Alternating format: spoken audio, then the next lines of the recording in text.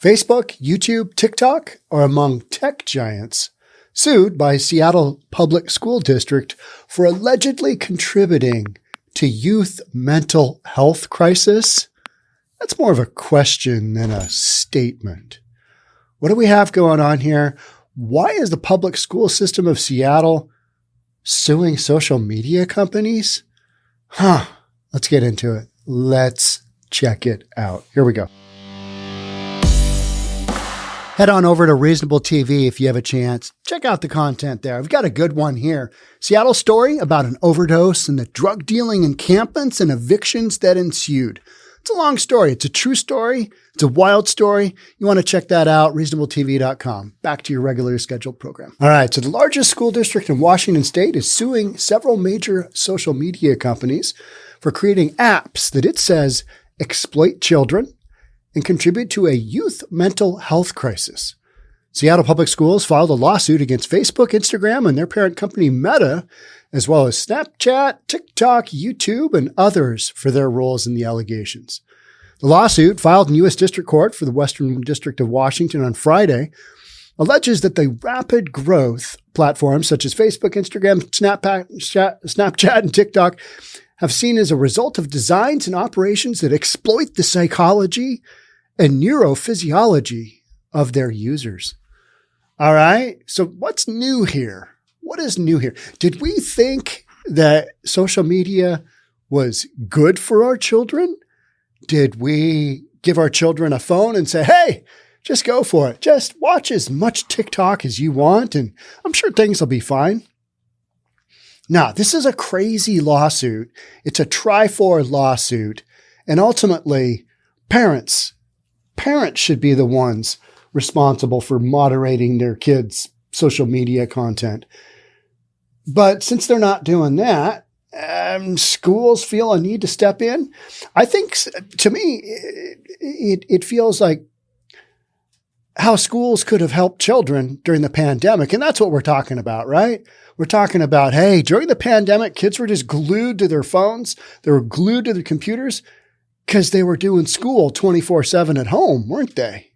They were, because we shut all the schools down. Should have never shut the schools down. Shouldn't have had kids learn online. That's what's causing them to have, these mental breakdowns. And so then, they're stuck at home doing all this crazy stuff on their computer, doing all this stuff on their phone. They get more and more into the whole social media thing. And then all of a sudden you're shocked that they're having mental issues, that they're having, body image issues, that they're just not feeling good about themselves when they're comparing themselves against 100 models on Instagram. I mean, parents have to be the ones to moderate this. Parents have to be the ones to moderate their kids' intake of social media. I am so thankful that my children are at that age where I don't have anything to do with that. Hey guys, you probably shouldn't, watch TikTok all day long, but you are like 28 and almost 30. So, you guys are going to have to work this out on your own. They're not children, right? But if you have like a 10-year-old or a 12-year-old, if you especially have a daughter, any of those, younger age ranges up through high school, up through college even. I mean, just the whole image thing that social media presents, because social media presents just this perfect, ideal circumstances. Advertisers are going with the whole body positivity thing. Like, all right, here's some really overweight people modeling our clothes. But you don't see a lot of that on Instagram, do you? No. The algorithms there push beautiful people that are in amazing shape, amazing condition, that, do these quirky little videos that just garner millions and millions of likes and all that good stuff. But it's all fake, right? It's all fake. It's a show. It's Hollywood. So, to me, what it comes down to is parents got to do their job and schools got to do their job. And schools dropped the ball by being closed and then not wanting to reopen when the time came. Because a lot of what we're talking about is the youth of, let's call it the United States. They were pretty low down on the totem pole of risk during the pandemic, right? From either getting sick or dying. Really low odds. But we still shut down the schools. I mean, okay, so we had that happen. And now you've got a school district that, I mean, they shut down a bunch, right? And then when it came time to go back, the teachers are like, no, we want to stay at home in our jammies forever. I'm generalizing. Defendants have successfully exploited the vulnerable brains of youth, hooking tens of millions of students across the country into positive feedback loops of excessive use and abuse of defendants' social media platforms. But weren't these platforms, your phone and your computer, the same damn platforms that the kids were expected to learn from? Yeah, they were. And then you think, well, they're not going to go on Instagram because, that's where the good stuff is. So they won't go there. They'll just keep working on Physics 101, right? I mean, that's what they'll do. These are kids. You got to tell your kids, and parents got to be the ones to do it. School district, whatever. Some of the learning that goes on in school now is just, it's irresponsible at best. So then you got a lawsuit like this, and it's like, okay, so this lawsuit's just going to get tossed, isn't it? And maybe it gets settled. It's either going to get, one of those two things. Certainly not going to trial. Because how in the world can you prove, all right, this kid has been on this long and this is what's causing, this kid's been watched 85 straight TikTok videos and now he's got a, emotional problem. He's got low self-esteem. It's like, really? You're going to blame that on that? I'm not saying that, watching a whole bunch of TikTok or watching a whole bunch of YouTube videos even, it's not healthy for you. You got to have balance in your life. We all know that. Work-life balance, school-life balance, whatever that is. You can't sit on your phone all day and expect great things if you're just watching a loop of, somebody who's in amazing shape give you hints on how you can be in amazing shape too. I watch a lot of fitness content, not from the standpoint of the tips they're giving me, but just on how they present the actual, content. And so much of it, it's just so contrived and, it just makes you think, all right, well, that's a big scam right there. I loved watching Liver King. If you haven't followed the Liver King, just a wildly roided up dude who talked about the tenets of living like your ancestors, just eating raw meat, eating raw liver, going down those roads. But we've got a legit suit from the standpoint of Seattle Public School Systems is suing these media companies. I don't think these big media companies will settle because then that would open them up to lawsuits from every single school district because school districts have one thing in common. They all have kids in them, right? Yeah. In statements to CBS News, companies defended their practices and said teen safety and well-being were important. You know what's really important to social media companies is selling advertising to whomever have the eyeballs on it. That's what's important. That's the end goal here because that creates revenue and revenue is good. Revenue drives stock prices. So if you think that your kid's getting on Instagram or getting on TikTok and Instagram and TikTok or whomever it is, Facebook, if you think any of those entities have your children's best interest at heart, I have a bridge to sell you in the middle of the Sahara Desert. Is that the term? Whatever it is. As stated in its complaint, the school district claims that it has seen a 30% increase from 2009 to 2019 of students who said they feel so sad or hopeless almost every day for 2 weeks or more in a row that they stop doing some usual activities. How about all the drugs that doctors encourage young kids to go on? How about the Ritalin? How about the Adderall? How about the whatever it is? You've got variations of that happening all day long. The millennials that I know, there's very few children, very few kids who aren't on some level of drugs because in elementary they were too hyper or they were just lethargic or they had this going or that going. Let's load them up on pharmaceuticals. This can't go wrong. So how about that impacting them maybe a couple of weeks out of the year? They've got a chemical imbalance, right? Maybe it's not the social media they're watching. I'm not saying that, what they're watching on social media is making them feel good about themselves. Because if you watch enough social media, you'll think, God, I am a loser. I am a loser. I am overweight. I'm unproductive. My life is going nowhere. I look hideous. I'm fat. My clothing sucks. My wardrobe sucks. My car sucks. My partner sucks. Just everything sucks compared to what you're being shown. Right? I mean, if you go down that road, that's why I don't pay a ton of attention to it. I watch it and I consume it, but more from the standpoint of, this is what this person's doing. This is what this person's doing. This isn't my life, but you're going to try and hopefully take little segments away from it and make your life better. But you know what I mean? Good luck with that. Or maybe you get something where I feel like what I do is I bring another opinion to news storylines going on that you're not going to necessarily find elsewhere. So for me, what I feel like I do is I bring something of value to the discussion. Or if you don't like what I'm saying, at least I bring a discussion, right? You can't argue with me that I don't bring something, whether it's good or bad. But a lot of content, I think, that's on Instagram, that's on Facebook, that's on TikTok, whatever, Twitter, a lot of it is, it's really alluring to kids, and kids don't have that filtering ability. And to me, that's a parental responsibility. Hey, teach your kids your self-worth isn't tied up on how other people look on social media. That's a tough road to go down though, right? Because then you literally got to do some parenting. And, my parenting with my kids when social media was on, I talked a little bit about that, but they weren't glued to it all day long like most of the kids are now. And I see the kids at the gym. My own gym has just been overrun with young kids, which, hey, I am so happy that kids are in the gym and not out, running the rough streets of Bellevue, creating all kinds of havoc. I'm very thankful they are there, but they are there because of massive consumption of social media. And social media has said, hey, to the boys, you will get the chicks if you are big and jacked. And to the girls, if you are pretty and in really good shape, the boys will like you. So they go to the gym.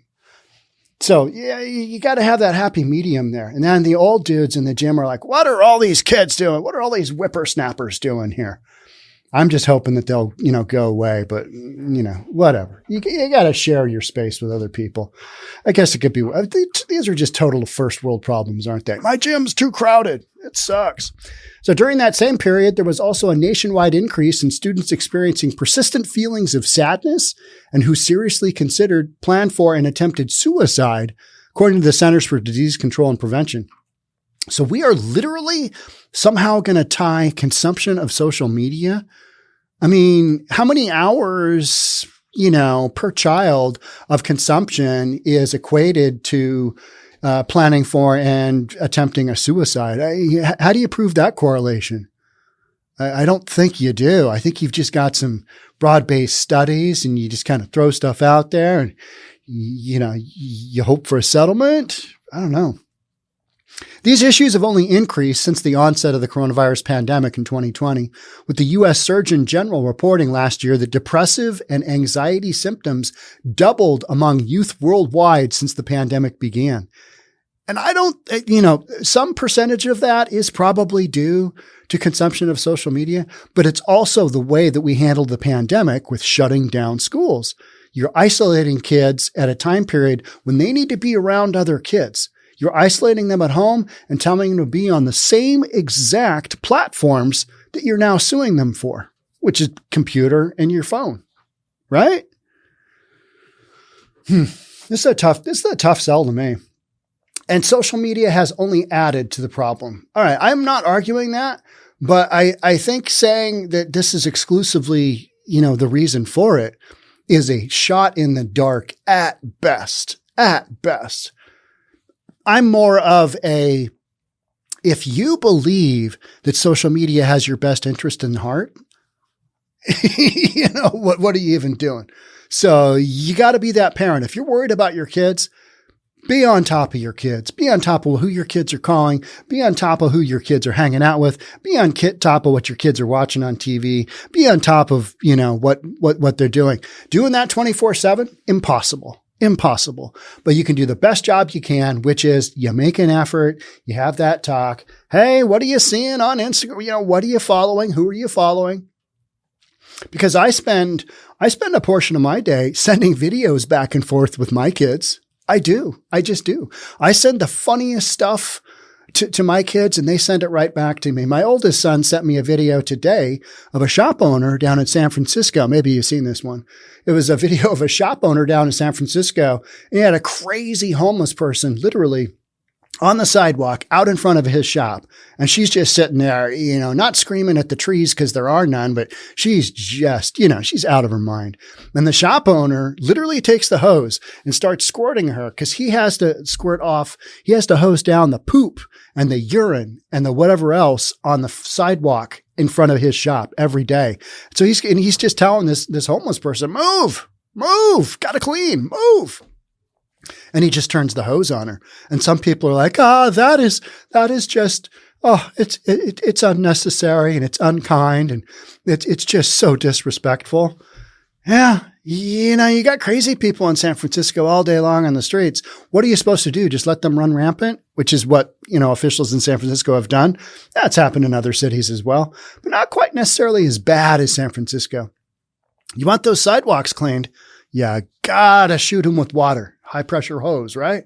So that's the kind of stuff my kids send me. And then my younger son, he sends me a lot of TikTok and they're funny. A lot of it's workout stuff or, whatever. But we don't spend hours and hours. I would say that I spend more time on my phone. I spend way more time on my phone working, which is me reading the news, something that I've always done, something that I've always really enjoyed. But I know more half-baked news stories about irrelevant topics than I would ever want to admit. And that's just kind of how I am. I read a lot of news because I feel like a lot of this stuff has to do with storylines, that are connected here, storylines that are connected there. And they're not always obvious. You read a story and you go, what in the F was that all about? And then down the road, you're like, hey, don't I remember talking about that? One of the more common storylines recently has been how many of these young kids are either taking a gun to school, shooting teacher, 6-year-old. That just happened. 10-year-olds driving stolen cars, peeling out in Oregon and Portland, Oregon and getting caught by the cops. And they've got a 13-year-old, sidekick with them and the car is stolen. You've got shootings, you've got possession, you've got people ODing on fentanyl, ton of them under the age of 15. Used to be that 15 was really young. Now it's like, that's almost 18. They're almost, ready to be prosecuted like an adult. But it seems like the ages for a lot of this criminal activity are getting lower and lower and lower. You're reading about shootings and stabbings of 11-year-olds, just crazy stuff like that. Do I blame that on social media? No, absolutely not. I mean, you might be able to say, well, the music they're listening to is encouraging them to act a certain way. It all goes together. But more importantly, it's their environment. What are they taught at home? What are they taught at home? What's that look like? And if you say, well, they were taught this, and this, they've got both parents in the household, they're going down these roads, you're going to have some outliers, but the vast majority, you're not going to find the criminal activity coming out of the dual parent households that have consistent jobs, that are not in and out of jail, that are not in gangs, that are not on drugs. Their kids are more than likely statistically to turn out okay. The other ones where you've got one parent at home who's barely hanging on, probably addicted to something or could be addicted to something, their children are the ones that are out at 1:15 in the morning on a Friday night or early Saturday morning driving the stolen car as a 10-year-old in Portland. That's a podcast I just recorded yesterday, 10 years old, right? We had a first grader in News, what's the city in Virginia? News, whatever it is. 6-year-old, first grader, brings his mom's gun to school, shoots the teacher. Teacher holds out the hand, bullet goes through the hand into the teacher's front of her body. She's supposed to be okay, but first grader. I mean, good Lord, what's going on? So the mental crisis is no accident. The Seattle District's lawsuit against the company says it is the result of the defendants' deliberate choices and affirmative actions to design and market their social media platforms to attract youth. Well, they attract not only youth, but adults as well, right? But the argument can be made that the youth aren't developed enough to be able to know, you know what, I'm going to consume a little bit less of social media because this just isn't good for me. And I don't think it's good for anybody in large quantities, because then you literally start to think, oh my gosh. And, maybe you're in my demographic, or maybe you're a little bit older and you're thinking their grandchildren are so much cuter. Their lives are so much better. Oh, that person just has it all together. Look at the recipes those people are making. Look at the cool stuff those people are sewing. You know what I mean? Look at their cool pets. Look at their dogs that don't have any issues. Look at their cats that are just all perfect and up on their cat condo that's 20 feet tall.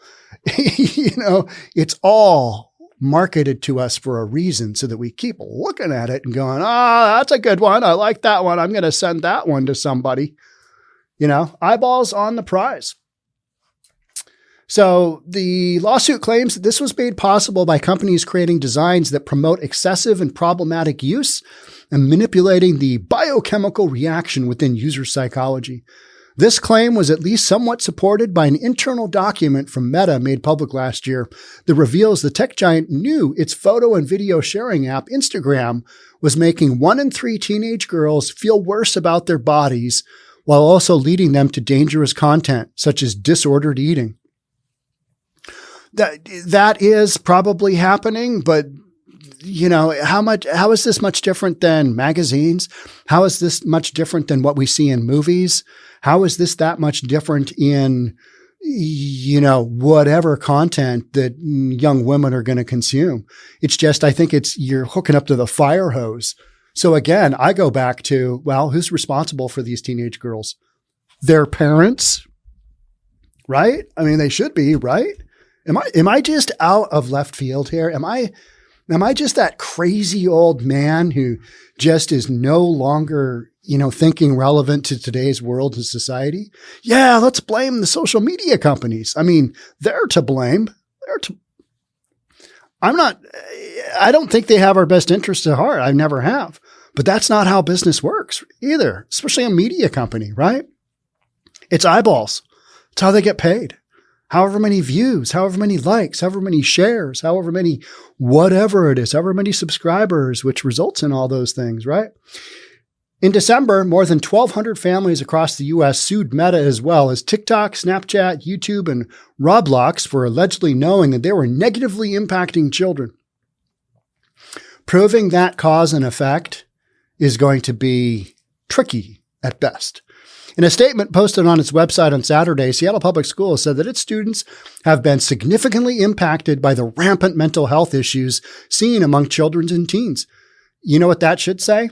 From closing schools down during the pandemic and putting kids in socially isolated environments for long periods at a time when they really needed to be around kids their age. That's what that should have said.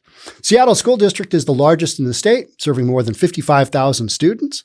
And the district superintendent, Brent Jones, says he hopes the lawsuit will be the first step towards reversing this trend. So what are you going to do? You going to have the social media companies change their algorithms? Really? Really? Really? Do we honestly believe that's going to happen? Okay, we're going to crank things down and we're going to make less money and we're going to do it all because we're just, so forward thinking and we have these young ladies' best interests at heart. Said no media company ever. It's become increasingly clear that children are burdened by mental health challenges. Jones said, our students and young people everywhere face unprecedented learning and life struggles that are amplified by the negative impacts of increased screen time. So then reduce the increased screen time. Who's going to do that? The kids on their own? No. Who's got to be responsible? You got it, mom and dad. Is that going to happen? Probably not. Not much. Very little. It's just one of those things. This is what you get. This is the way it is. So you're just going to have to kind of deal with that. Now, some parents, I hear about, my cousins have kids that, are in this age demographic, and they're trying to, the biggest thing is to cut off access to the phone or cut off access to the Xbox.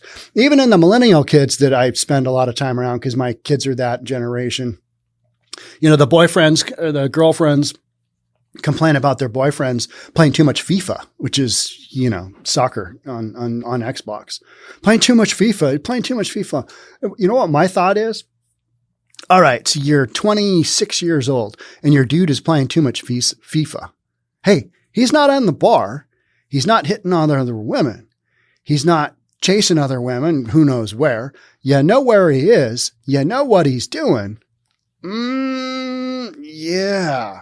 Back in the day, in my age, wives and girlfriends would have said he's at home playing video games. 2 thumbs up. I know right where he is. I know what he's doing. I can talk to him the whole time. He might not listen to me, but you got these guys that are just online. And by guys, I mean, kids much younger than me playing a lot of video games. And that is not necessarily healthy either. But I'm just saying, in a big picture of things, is he down at the bar hitting on Floozy, whatever her name is? No, he's sitting on the couch over there with his headphones on, playing some FIFA with his buddies across town, right? I mean, that's what kids do. So we've got increased screen time, unfiltered content, and potentially addictive properties of social media. And so we're going to sue them. We're going to sue these entities. All right. Well, this will be an interesting one to follow, right?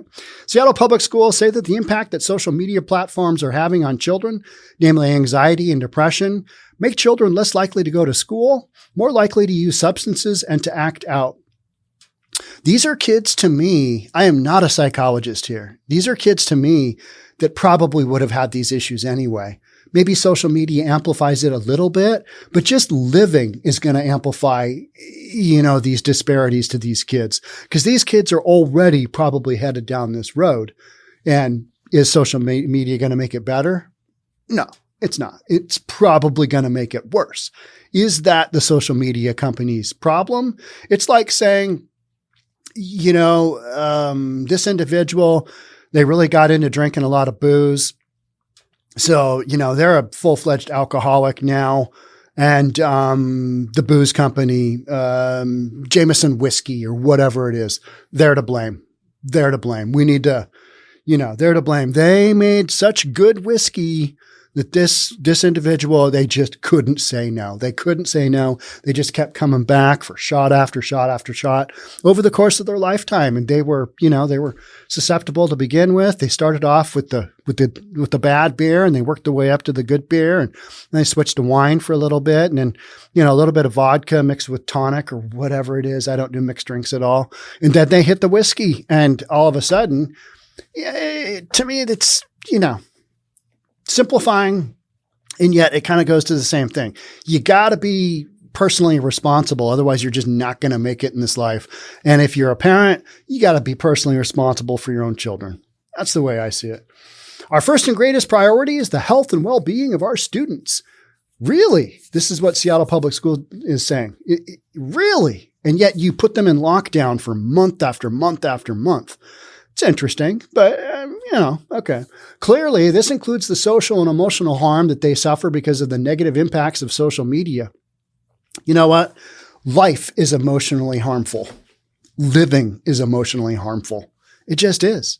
And until you figure that out and figure out that it's up to you to navigate however you want to do it, then, you're going to have a tough time. This is a statement from School Board President Brandon Hersey. By taking aim at the social media companies, we are sending a clear message that it's time for them to prioritize the health of children over the revenues they make from advertising. Really? Do we honestly believe that that's a thing? Hell to the no. No, we don't. Come on now. The lawsuit says that the company's actions must constitute a public nuisance under state law and is asking that they be held liable for distributing material that they know or should know is harmful or unlawful through a trial by jury. That's what makes me kind of think they're looking for a settlement. Get some money. Go fund some ridiculous whatever it is training. They're also seeking financial compensation to fund prevention education and treatment for excessive and problematic use of social media. In a statement to CBS News, Meta's global head of safety said, we want teens to be safe online. Then it goes on to say a bunch of other stuff that,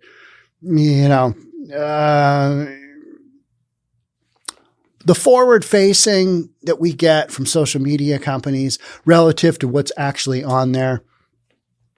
Two wildly different things. We all know what we consume when we go on social media. You're on it right now, right? You're watching this on YouTube or maybe Rumble or maybe one of the other platforms we're on. There's a whole bunch of them. Maybe reasonabletv.com, which is hosted by Rumble. Yeah. I mean, you're watching it right now, but you are more than likely in an age demographic where you can understand that what you're consuming is maybe if, you start to feel a little down and a little sad and you start to think about what you're doing, you can pull yourself out of that. Kids, they can't necessarily do that. Do we need to rely on schools hitting up the companies that are, attacking the children? Well, no, because that to me that's a parental responsibility. That's a parental responsibility. So yeah, I think a lot of things are changing. They're changing right in front of us, right in front of our very eyes, the way that we handle situations, the way that we consume information, the way that marketing is gone. Does that result in a lawsuit that is going to be, it's going to help the kids? I find that a stretch at best. So this will be an interesting one to follow, but whatever which way this suit goes, at the end of the day, it's up to the parents to do the parenting. We just want to blame everybody else in our lives for our own shortcomings, which I've said are going to happen because no parent can 24/7, take responsibility for their children, maybe their teenage children's consumption of social media. It just can't happen. And unfortunately, we're some of the first generations to go through these issues, depending on where you are in parenting and maybe where you are as a kid and maybe where you are as a grandparent. Maybe you're looking in going, I think my grandson, Johnny, he's just on that damn phone too much. And you're probably right. But as a grandparent, what can you say? Put it down, stop playing with the phone, go outside and grab a stick and start playing with your friends, or grandma or grandpa, I can just stay here and, watch the cute dog video and, whatever. Wild stuff, right? All right. That's it for me on this one. Thanks so much for being here. This one will be continued for sure. All right. Thanks again. Bye for now.